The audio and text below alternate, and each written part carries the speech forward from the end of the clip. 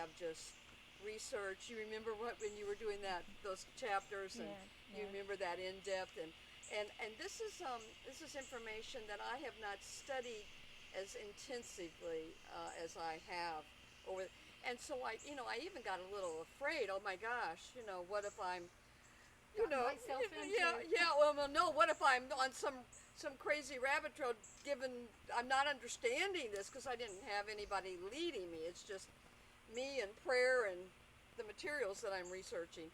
So I finally called my minister, who's a very learned person, and I just started saying, "This is what I'm doing. I have a few questions to ask you. Would you answer?" And I gave them to him, and he wrote back and he said, "These sound like a divinity student's questions." I went, "Yeah, yeah." And then I asked him some questions, and he gave the answers that I knew, and then the ones that I didn't know, he didn't know either because nobody knows. So I was feeling, so I say that only to give you some, a little bit of a confidence that I really have worked, and because you're going to hear some things tonight that you're going to go, really? Really? I never heard that before. I don't know about that, Linda.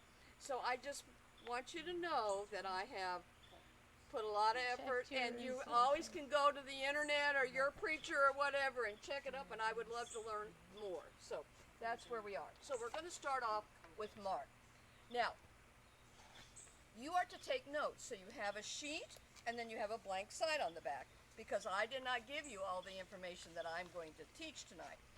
And that is purposefully because I want you to write, because when you write, you're using more of your senses and you're getting more information. After I finish Mark, we're going to come up here and we're going to go over to Mark, and you're going to give me some of the bullet points, and I'm going to have you so that you've taken notes on, so that we'll kind of have a little list here of the things that we've learned about Mark tonight. Make sense? Everybody with me? Okay. So, now, those of you, we just finished, Judy, by the way, a study on John. We did an intense study of the book of John. So you'll hear sometimes us make reference to that. But, just so you know that. Anyway, so Matthew, Mark, and Luke, we talked about already, are the synoptic gospels. And if you remember, synoptic means the same or similar, not exactly, but very, very similar. And John is just out there on his own, and we love him. All right. Now, the earliest manuscripts that we have, actually, that we can look back at, date back just to the first century. In fact, kind of midway through the first century. Now, I know we all have heard of the Dead Sea Scrolls and stuff, but that's not the Gospels. Those aren't the Gospels. And so to really find anything in manuscript form, it really is mid-first century where you can find manuscript form. There's pieces of this and pieces of that, which are helpful to validate the larger less old manuscripts. So the archaeologists are pretty confident about most of this information that you're going to hear, and that the Gospels are truly as we see them today. Early on, we know that the Gospel story was not written down, except occasionally someone would write something. So it was told, people would gather in their churches, and we'll talk a little bit about what that was like later. But someone would know, I was there when Jesus fed the 5,000. Let me tell you what it was like, And then later on, my grandma was there, and grandma told me about Jesus. And then later on, my mother's grandma's mother, she, and so it got passed on through the years, through the generations. And it was oral tradition. People telling stories, just like we were doing tonight. Just getting together and telling a wonderful, meaningful story. Now, after the fall of the Jewish temple in 70 AD and all of Jerusalem, you can just imagine the chaos that was going on at that time. During that time, they were invaded. The Jewish people seem to have a great desire, almost always, for for this ownership of their land and their space. And so there were often times uh, the Jewish people themselves would go out and they would have skirmishes to clear the space, to get the land. And eventually, it was about 66 AD that the governor at that time decided he'd had enough with the Jews, and they began to increase their attack on Jerusalem. The Jewish people fought back. They slaughtered thousands and thousands of them, of the Romans. But eventually, what happened about 69, it says around 69, they built a fortress around Jerusalem, and they barricaded them in, and where they could not get any supplies. So they had no food, they had no water coming in, and so the people in the city were starting to die. And they did several skirmishes out and did kill some of the Roman soldiers, but eventually there was a large charge into Jerusalem, and literally thousands and thousands and thousands and thousands of Jewish people were slaughtered. And the second temple was destroyed, and the Jewish people were just sent helter-skelter everywhere, the ones that were not killed. I mean, it was just a mass scattering everywhere. Now, I want you to imagine that time, because that's only about 40, not even 40 years after Jesus was crucified. So, I mean, so we can remember that things that happened 40 years ago. They're pretty clear in our minds. And so here they were, this Jewish nation that Jesus had been brought up in, and it's destroyed. It's destroyed. Now, during this time, the Christians, the people who had come to believe, the Jewish people who had come to believe in Jesus, well, they were like, what's happening to our heritage? And yet the Jewish people wanted nothing to do with them.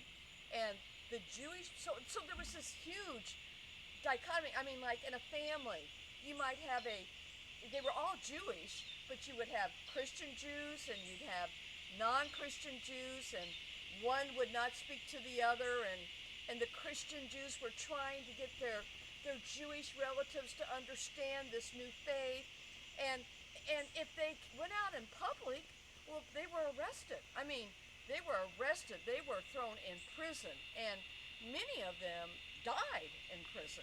So the church during this time, when this whole thing is happening, they're meeting in caves. And remember, we talked about Jesus' crucifixion and burial. Well, there was this whole undermining in Jerusalem of cave systems for burial. And many of these caves had not ever been used.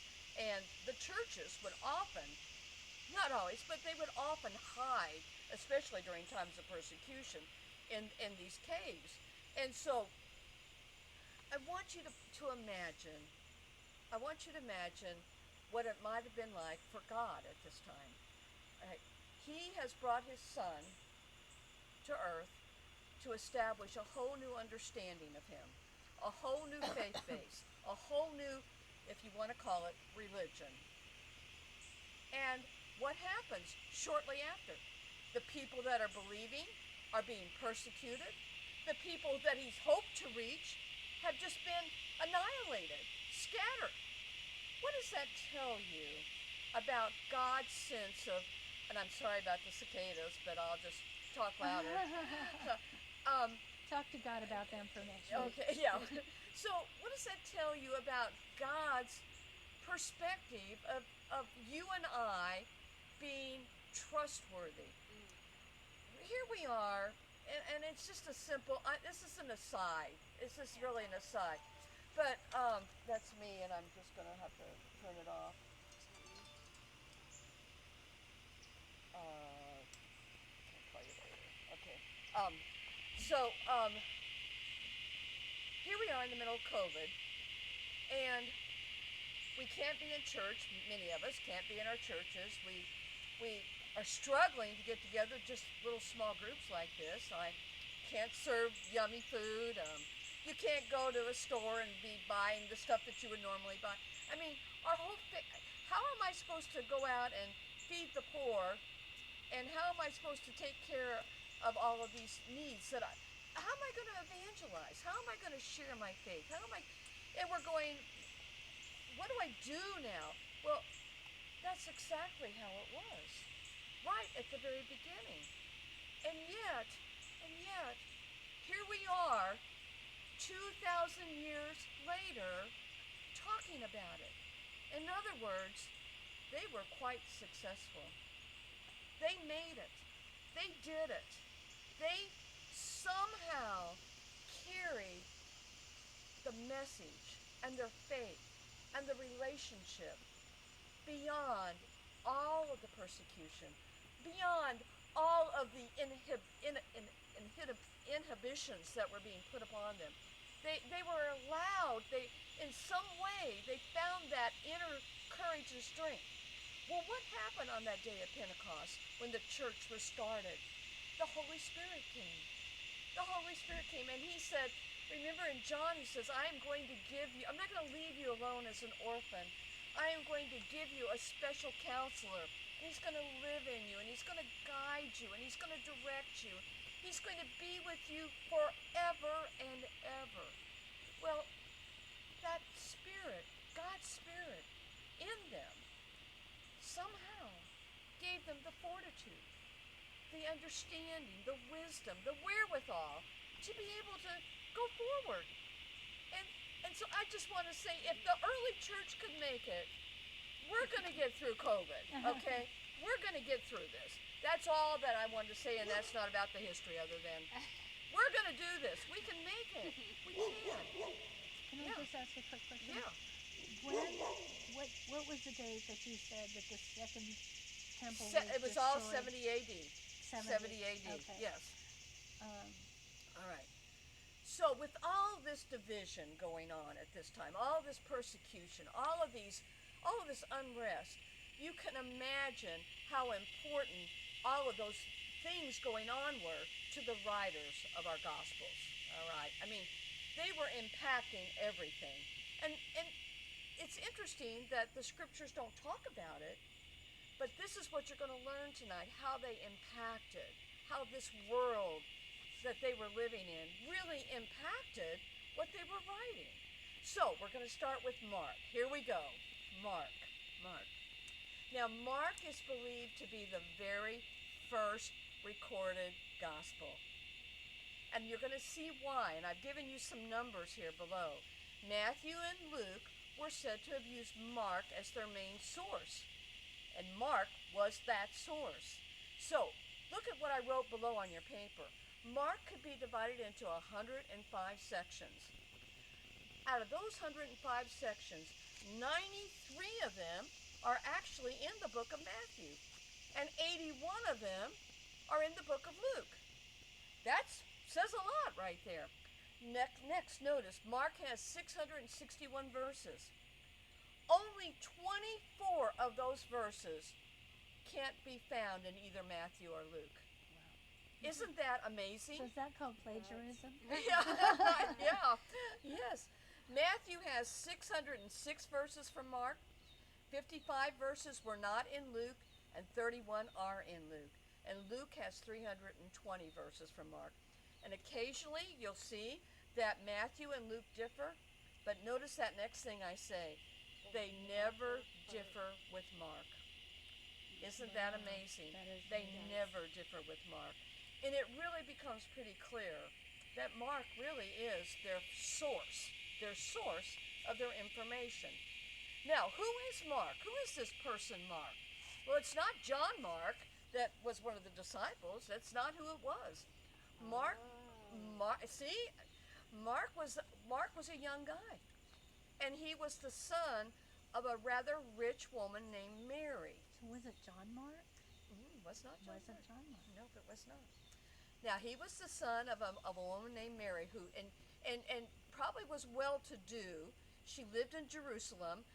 And she would have the church meet in her house occasionally.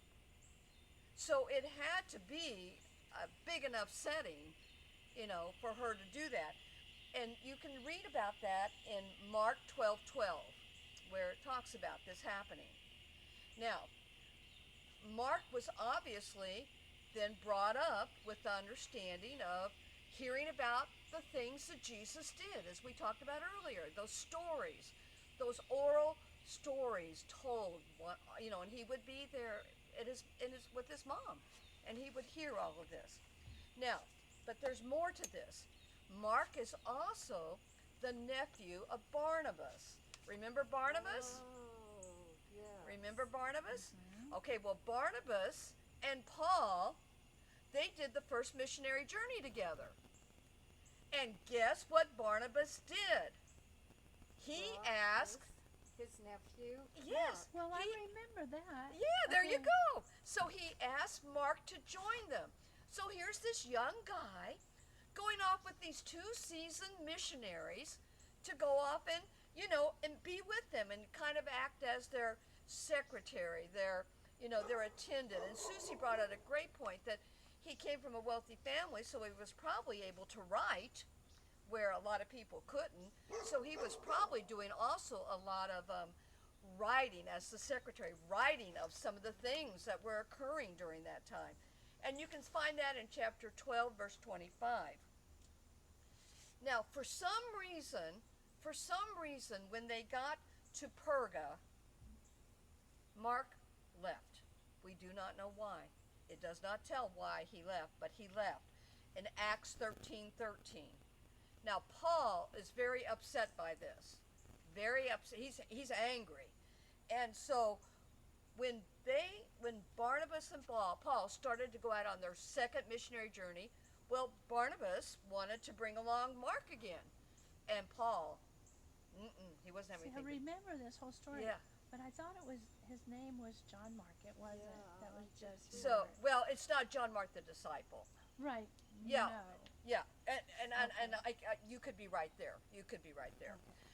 Okay. So there they are. They're fighting. Barnabas and Paul are fighting, and what happens is that Paul just says and Barnabas says and they never took another missionary journey trip together. They never went traveled together again. That was But the then end of it. Didn't Barnabas and Paul then go their separate ways? Yeah, they did. Yes, they Yeah. went their separate ways. Yeah. Totally. You never see, in fact, you never see Barnabas mentioned again in Scripture. Oh, really? Yeah. Now, there is some tradition that says that during that time, eventually Mark went to Egypt, and he was the one who established the church in Alexandria. That is tradition. That is not, there is not data to actually state that he did that. But if he did, then you can see that probably Mark was going through a maturing experience during that time. Because the wonderful, exciting thing is that later, when Paul is in prison and he's in Rome, Paul tells the church at Colossae, he tells the Colossians that Mark is with him. So, I like all this imagining, speculating. Mark goes off maybe, starts a church, begins to grow up, understand the significance of what Paul was really doing, and maybe comes back and apologizes, and joins him, and is with Paul while he's in prison there in Rome. And that is, by the way, that's in Colossians 4:10. And then later in Philemon, Mark is actually numbered among Paul's fellow laborers. And so in 2 Timothy 4:11, Paul, as he's dying here, he asks Timothy to bring him, for he is a most useful servant to me. So there had to be wonderful, sweet healing, and probably Mark grew, and maybe Paul mellowed. So I just love that just love that story. So that's who Mark was. Now, during this time, I have a little section under there called informational sources for you there. So during this time, the church was meeting in homes, as we've said. And it's believed that what was going on with Mark, besides his traveling and being with Paul, was that during his time at home, he was hearing Peter. Peter was the preacher. And Peter apparently did a lot of preaching to churches in the area. And so what is believed is that Mark's writings come from Peter's sermons and Peter's teachings. Well, then that actually makes sense as to why Mark and Paul may have had a discrepancy. That's exactly right. Because Paul didn't always agree with Peter. You're right. You're right. And so here we have, it just seems, and so you have this young boy and growing up, and so he's hearing Peter, and he can write, and so he's writing down all these things that Peter is teaching to the early church. And what is wonderful about this for you and me is that as you read Mark, I want you to see it as you're seeing what Peter saw. The words of Mark are the things mostly that Peter saw. And so there's details in there and statements in there that you can just know that Peter was there. Now it said that Mark probably wrote this gospel shortly after Peter's death, which is around 65 AD. Now some people say that it was earlier than that. These dates are very much up to grab, but somewhere after Peter's death. Now, this is the killer though. Whether or not Mark actually wrote this gospel is not known. But we know that it was Mark's information that was used to create the gospel. And this is what I'm going to share with you that I learned that I did not know before. Back in that time, it was an honor to have your name attached to a writing. In fact, the most honorific place you could be was to be the resource of something and the title. The writer of the material didn't really matter very much. Who wrote it? It was where the material came from. Who was the source of the material? I think they were referred to as scribs. Yeah, and actually there's another whole word there that I can't pull off the top of my head. Scribes, yeah. Yes. That was like a job. Yes, Like yes. a secretarial type thing. Right, but he was just writing He was writing, yes. and copying a lot of Yes, times. yes. So now, so we don't know whether Mark wrote it or not, but probably not. It's all of the research that I read says probably he did not write it. Now, notice I have another little heading there. It says Mark's lost ending. This is just kind of a little aside that the original manuscript that we have from first century stops at chapter 16, verse 18. Just stops right there. And the remainder of Mark is not found in any of the earlier manuscripts. And as that ending gets put on there, the style of the writing, of the Greek writing,